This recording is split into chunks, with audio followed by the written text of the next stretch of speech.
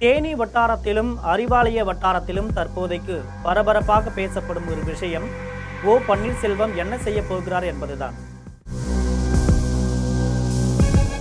இது பற்றி ஜெம் தொலைக்காட்சி வழங்கும் சிறப்பு செய்தி தொகுப்பை தற்பொழுது பார்க்கலாம்.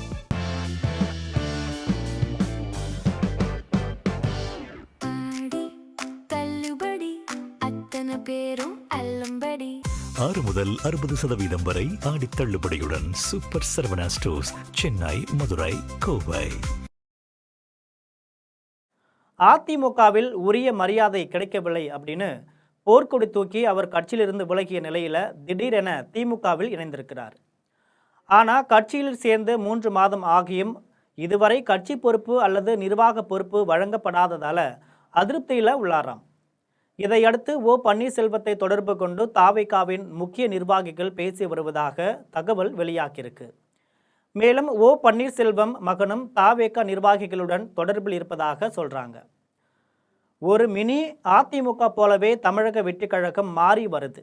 2026 சட்டமன்ற தேர்தலில் தனி பெரும் கட்சியாக உருவெடுத்தாலும் ஆட்சி அமைக்க தேவையான தனி பெரும்பான்மை கிடைக்கவில்லை. இதையடுத்து விடுதலை சிறுத்தைகள், காங்கிரஸ், கம்யூனிஸ்டுகள் உள்ளிட்ட கட்சிகளின் ஆதரவோடு ஆட்சியில் அமர்ந்திருக்கு.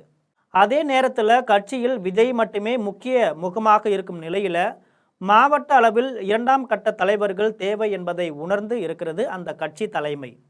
இதையடுத்து திமுக, அதிமுக உள்ளிட்ட கட்சிகளில் இருந்து முக்கிய பிரமுகர்களை வளைக்கும் வேளையில் பனையூர் வட்டாரம் இறங்கியிருக்கு.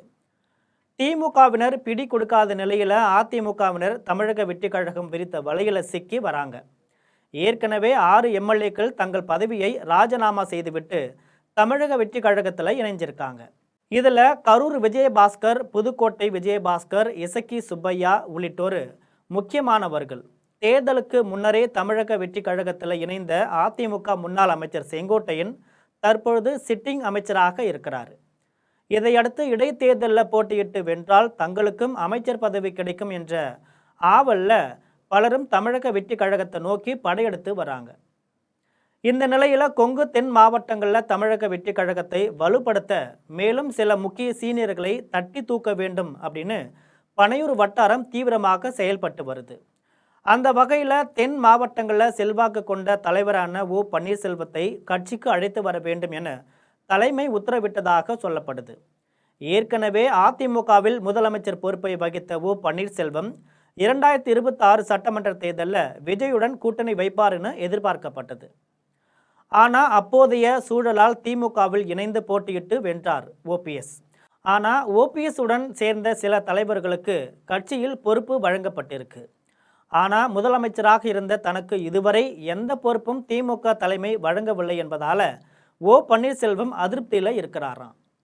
மேலும் தனது மகனுக்கு பதவி கேட்டு திமுக தலைமையை தொடர்பு கொண்டபோது இப்போதைக்கு எதுவும் செய்ய முடியாது, கொஞ்சம் காலம் பொறுத்து இருங்கள் அப்படின்னு சொல்லிவிட்டதாக சொல்லப்படுது. இதனால் கடும் அதிர்ச்சியில் ஓ பன்னீர்செல்வம் இருப்பதை தமிழக வெற்றிக் கழகம் நிர்வாகிகள் தெரிந்து கொண்டு அவரை தங்கள் கட்சிக்கு வருமாறு அழைக்கிறார்களாம். கட்சிக்கு வந்தால் இடைத்தேர்தலில் போட்டியிட்டு வெற்றி பெற்ற பின்பு அமைச்சர் பதவி கூட தரப்படும். மேலும் செங்கோட்டையனை போல ஒருங்கிணைப்பாளர் பதவி, மாவட்ட செயலாளர் பதவி வழங்கப்படும்னு சொன்னார்களாம்.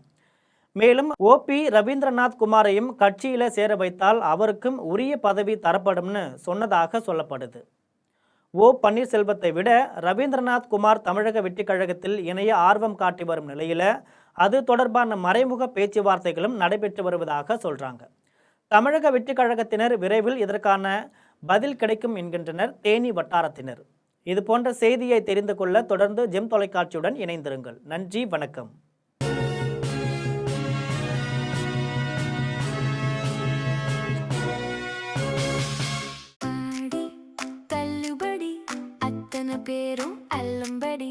ஆறு முதல் 60% வரை ஆடி தள்ளுபடியுடன் சூப்பர் சரவணா ஸ்டோர்ஸ், சென்னை, மதுரை, கோவை.